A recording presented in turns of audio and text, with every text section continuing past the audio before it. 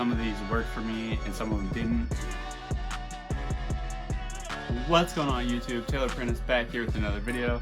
In this video I'm going to be talking about 5 business ideas I've had in the past. Some of these I've actually tried out, some of them I realized it was going to be too much work or too much money before I even started them, but I want to give you guys a rundown of my history of businesses, so let's get into it. First business idea I ever had was with one of my buddies named Connor, and we were in like middle school at the time, so we were just going to buy 360 controllers, like Xbox 360 controllers, and there's a special screwdriver you had to be able to take them apart and put them back together. So we both had those screwdrivers. They were like T8 Torx screwdrivers, which we felt really cool like we had them. I know like a lot of kids were really curious on how we were able to get the controllers apart, but we were just gonna like try customizing Xbox 360 controllers. So you just take them apart, paint them, do whatever, pretty simple stuff. I think Connor actually sold a couple. I fixed a couple for people like that I was just friends with, but I don't think I ever ended up charging them. So that was like another thing we could do, is if you had like a small issue, as long as it wasn't something with the motherboard or the controller, we could go in there and kind of fix it. If it was like a button issue, I could replace it with older controllers that I had, because I have like a whole drawer that's pretty much just an Xbox 360 controller graveyard. But that was a really interesting business idea. I kind of wish like I would have actually stuck with it more and tried harder for it, because I don't think it would have like turned into some amazing business, but I think as like a 6th or 7th grader I could have made pretty good money doing that. But it was something I just wasn't really able to pursue seriously at the time, just because I didn't really like, the internet wasn't really what it is now, and I couldn't drive anywhere or whatever, so, and none of the people that I was trying to sell to could drive, so they'd have to like bring it to school and stuff, so just wasn't the most solid business model. But if you're someone out there who would like to do this, I still think this is something that could be done. Obviously you have places like Scuff that make custom controllers and all that, but they can get really expensive, so I still think there's some room if you're someone out there who just wants to buy and take apart controllers and kind of like repaint them or give them cool paint jobs. I think there's still margin in that. Obviously controllers have gone up in prices over time and they're fairly expensive, so it's not gonna be huge margins, and it's gonna be kind of a decent amount of risk. So I would only do it per order if I were to do it, and have people bring me their controllers rather than buying controllers, customizing them in hopes of selling them. So that's it for my first business idea. The second business idea I've talked about on the channel before. It's still something I might do, and this is one I've actually done in the past. I didn't have much success with it, but it's a clothing brand. So obviously that's like what I went to college for while I was in college, and I still love clothing. Like, it's one of my favorite things. I obviously started a YouTube channel where I talk about it, and it's something that I'll just always really enjoy. So I think some point down the line I will like make another clothing line. I have ideas for one right now. I haven't ordered the blanks that I would want to use. They're cut and sew, so it'll be a pretty expensive venture if I do it. So I kind of want to be able to like have some clout or like established fan base before I started doing this, because it will be a lot of money to risk at the time, and that's kind of why I strayed away from fashion in the first place. It's just because it's expensive and there's a lot of risk involved, because you could just make a bunch of clothes that nobody wants, and there's not really anything you can do with them if you can't sell them. And especially with the blanks and the quality of stuff that I would want to use, the margins would be so little in comparison to like just printing on normal blanks. So yeah, this is something I will probably still do in the future for sure. I'm just waiting until I think that I have available clientele and that money isn't really an issue going into it. But yeah, clothing brand is something down the line I definitely still have in mind to do. I'm actually maybe trying to see if I can get some stuff out by this fall winter, which the way this year is going, it seems like that might be a struggle. So I might just push that off until the spring summer of next year, which seems like a long way away, but that would give me time to buy some blanks, print on them, see what I like, see what I don't, run some samples, and then kind of lock down the quality that I want. And by the time spring summer rolls around, hopefully I can have some like actual photo shoots done and sent out to like pieces sent out to bigger people who have an audience, and hopefully that will bring me some sales. In the past that was my idea, but the shirts that I had printed, like the placement on the shirt was just so embarrassing, I didn't even want to sell them. I honestly should have asked for a refund, but I was like 16 or 17, so I just was too timid. But yeah, it was just a waste of money, so that kind of deterred me from making clothes for a while. And obviously, like, just running the numbers, something like making clothes versus producing is pretty much no cost once you've got all the software and stuff. So that's kind of why I transitioned so hard into music. My love for music and clothes is still about the same. I think I do have more fun making music than I do clothes, so that kind of makes sense why I made that transition. But it really was driven from money, because I just didn't want to spend tons and tons of money risking on clothing drops that people may or may not buy. I don't have like the audience to buy clothes like that, and I don't have access to people who are gonna wear them for free. Like, if I were to send out big clothes to big people, I think they might just like sit in a box forever. There's a couple people I think I could get to wear them, but it's not really people who are like trendsetters and people really pay attention to like that. So I don't know, we'll see. Next spring, summer is looking like the most likely time if I am going to release a clothing brand within the next couple of years. But like I said, we'll see. This new job has been interesting, and I'm learning a lot more about like manufacturing t-shirts and stuff there.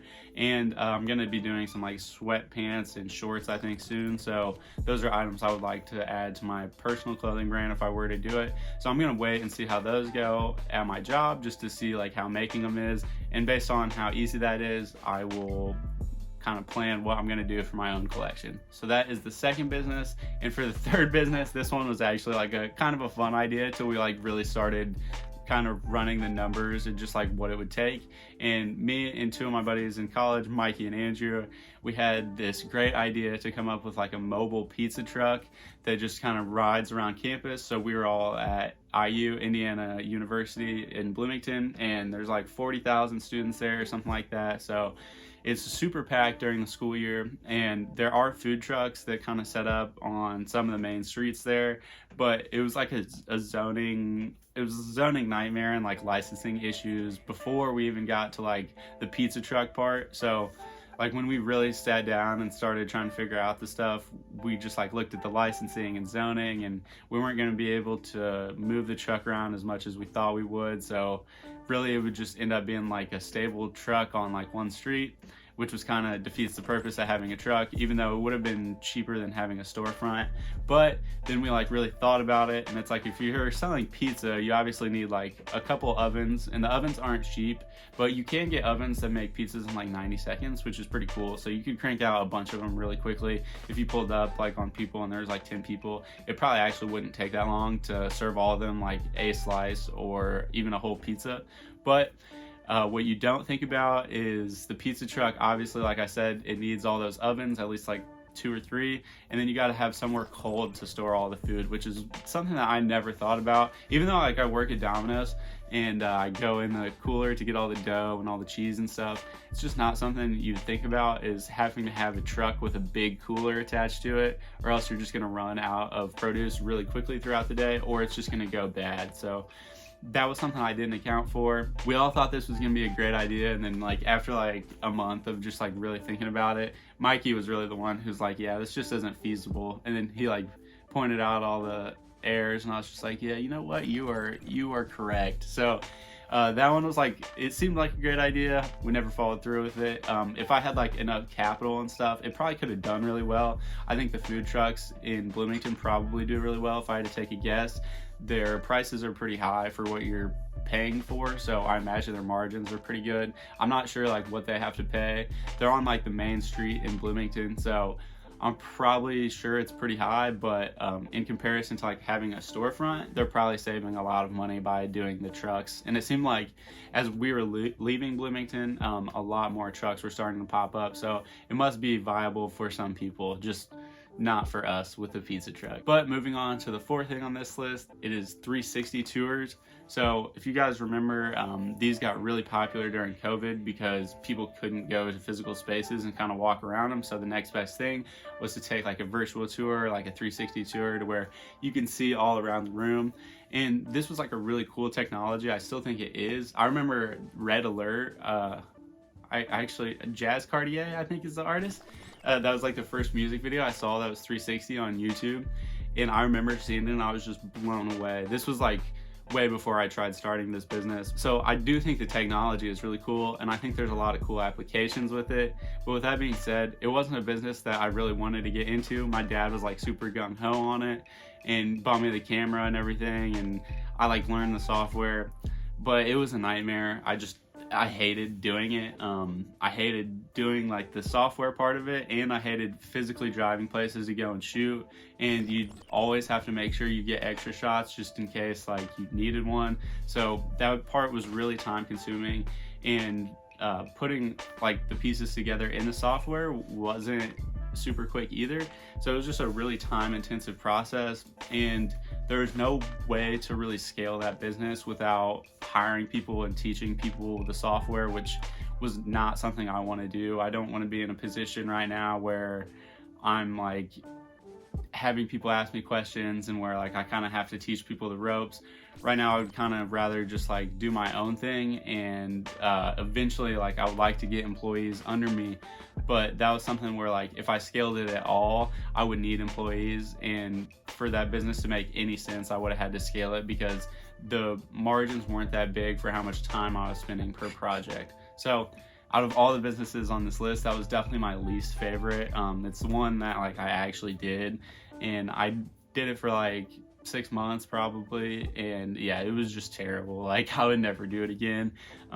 There are people out there who have really successful businesses and do really well at it, and they can make these videos look really, really good. That was another thing, is like the camera we had. So I live in Indiana, and anytime you would go like from a cold place to a warm place or vice versa, there would be like condensation in the lens, and you couldn't get it out. All you'd have to do is wait. So I would have to wait like super long before doing shots like in or outside, which was just a nightmare because I was doing a lot of the stuff in the winter. And yeah, it was just terrible because I would have to stand outside in the freezing cold waiting for the waiting for the fog in the lens to disappear. And then while I was waiting, the camera would die because the battery would get too cold. There was just so many issues with this company, and I didn't like what I was doing in the first place. So I ended up killing that, thank God. I think I made like $1,000 doing it, which really, like I look back, it just covered the cost of the camera really. So yeah, definitely a failed venture there. I wish I would have never done it. It was really just a waste of time, but oh well, you live and you learn. And it's cool to say that I at least like somewhat know how to make a 3D tour if I ever like had to do it for some reason. Or maybe at some point like I'll shoot a music video with a 3D camera, which would be really sick. That would probably be too intensive for my knowledge on the subject, but if I had somebody helping me or whatever, it could probably end up being pretty cool. So it's just like anything else. I'm not super happy that I did it, but the skills might come in handy someday. You just never know. So on to the fifth and final one, and this is pretty much my most recent business idea, which I pretty much just let go. I thought it was like really smart one day. I was like sitting there like running the numbers. I was like, oh yeah, I'm gonna do well at this. And then I just thought about it, and there's just too much unknown that could happen in the next couple years. So I was kind of planning on starting like a Delta 8 or like a CBD company. Or like just one of those kind of derivatives from THC. So if you guys are unaware of those, just Google Delta 8 or whatever. They're pretty much everywhere now. There are some states in the US where it's been made illegal now, and that's kind of what I was fearing with Indiana, is that they would end up making it illegal. I know there's a couple people fighting for it, but I actually don't think they're going to make it illegal.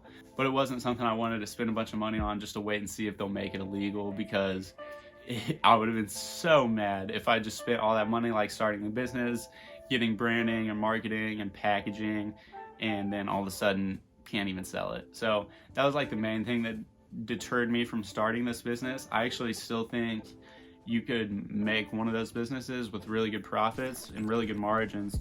It's all about marketing at that point, which is why I actually wanted to start it in the first place, is because down the line I want to start like a real cannabis company. I'm not sure when that'll be. Obviously it's not even legal here in Indiana, so it's going to be a while here. All of our neighbors have it legal, but we're lacking. But I thought it would be a good idea to go ahead and start like a Delta 8 or CBD brand to kind of get brand recognition before the legal cannabis came. So that's kind of what I was going for. And like if I ever was in a position where like I got some quick clout or whatever and was able to find like a good manufacturer. One of the biggest manufacturers for Delta 8 is 3 Chi, which is in Carmel, Indiana. So that was kind of a reason why I was like, oh dude, yeah, this is a lock. I can just buy it in bulk from them, make my own flavors and stuff, and then make my own carts and just send them off. And the more I thought about it, I was like, well, if I really came into some money, I could just have 3 Chi make everything for me and probably like rebrand it myself.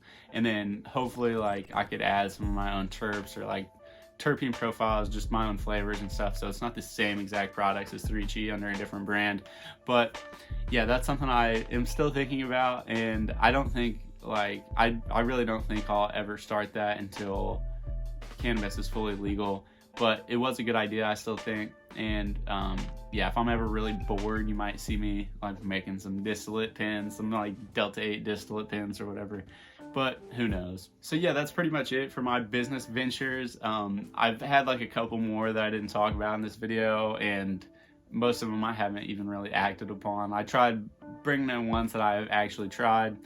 And I want to hear what business you guys have started down below. Leave a comment. I'm always interested to hear like what people do for side money. I'm actually going to try and drop a video here soon on like 5 side hustles that people can do for extra money.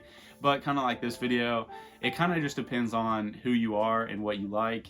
Obviously, some of these worked for me and some of them didn't. And then I still have things like the music business, which I'm still running, which I like will never stop just because I really enjoy it. Even if it hasn't been super profitable yet, I think I've built my brand up pretty well, and the quality that I've gotten to is at a pretty high level. So really it's just at this point building the brand and doing some marketing. So I think it'll all pan out. But yeah, just if you're out there and you're thinking about starting business, maybe just try it. Like, especially if you're young and in a position where you have some disposable income, definitely try and do that now. The best time to try starting something is now, because obviously like it might work out, it might not, you don't know. The sooner you start, the better. And the younger you are, the better it is to try new things and like not worry about your money so much. Like, it's better to risk your money when you're young than versus when you're about to retire or something.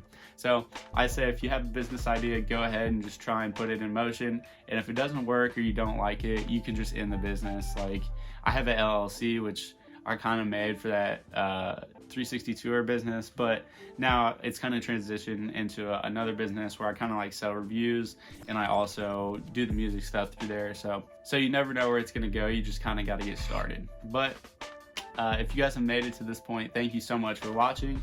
If you could hit that like and subscribe, that would be amazing. And if you guys need any free stocks or free crypto, I have a Robinhood link down below and a Coinbase link down below. So definitely click those, get your free stuff, and yeah, I will see you next time. Have a good one.